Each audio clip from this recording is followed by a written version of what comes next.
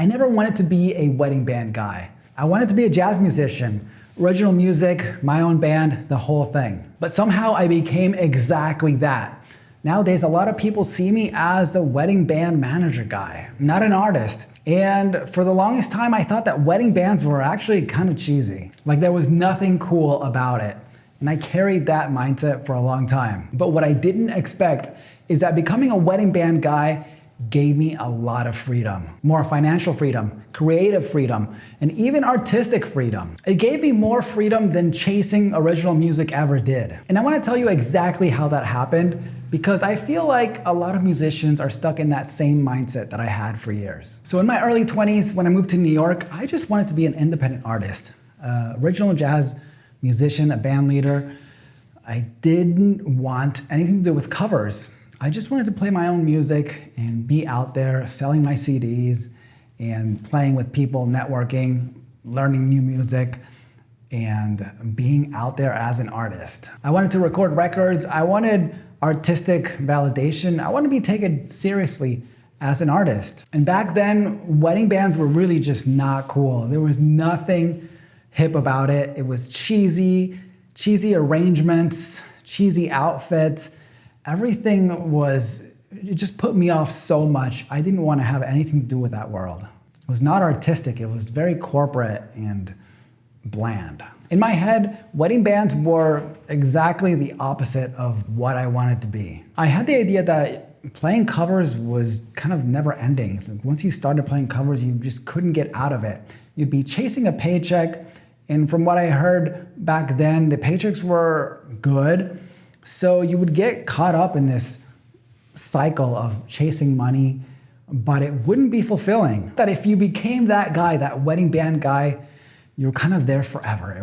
It just never stopped. Now, I'm not saying that I thought wedding band musicians were not talented. I just didn't see any real possibility there for growth. And slowly but surely, I got into the wedding scene, the wedding band scene, and one gig led to the next, and I learned the repertoire and met the people, and I got the clients, and money started coming in. And before I knew it, I was playing more weddings than anything else. And after a few years, people started to see me as a wedding band manager, as a band leader, as a business owner. I became the exact thing that I thought I'd never be. And what I didn't expect is that becoming that wedding band guy, it gave me financial freedom.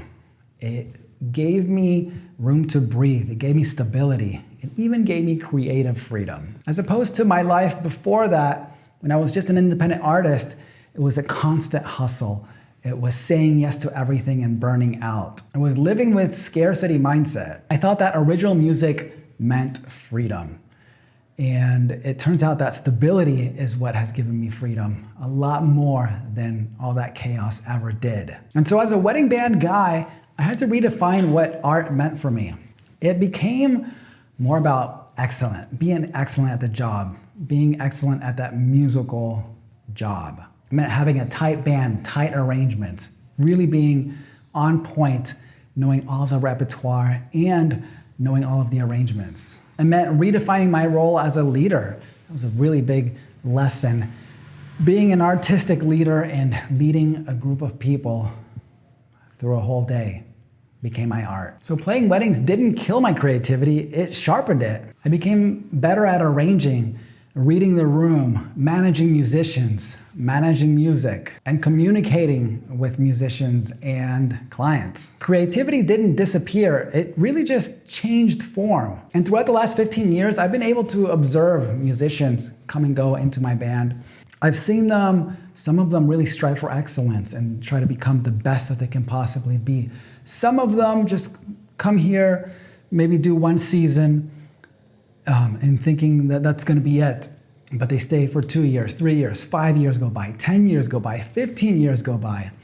Some of them just coast, but some of them really become excellent at this gig. It's just an observation. And so the problem isn't the wedding band.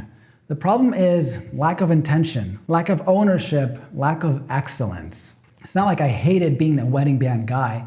I just hated the limited version that I thought it would be. I didn't know what was possible And I wasn't afraid of the work, I was really just afraid of the label. If you're a musician, ask yourself what you're avoiding and why. And if you're already in weddings, how excellent do you want to be? Identity is really a flexible thing. You can reinvent yourself 100 times in one lifetime. And freedom really comes in unexpected forms. I never wanted to be that wedding band guy, but now I'm really glad that I am. I'm Claudio, the band leader, owner, and bass player of Mod Society. Thank you so much for watching. Subscribe for more videos like this. And if you want to see me learn how to slap the bass as a 43-year-old, check out this video. I'll see you guys in the next one. Peace.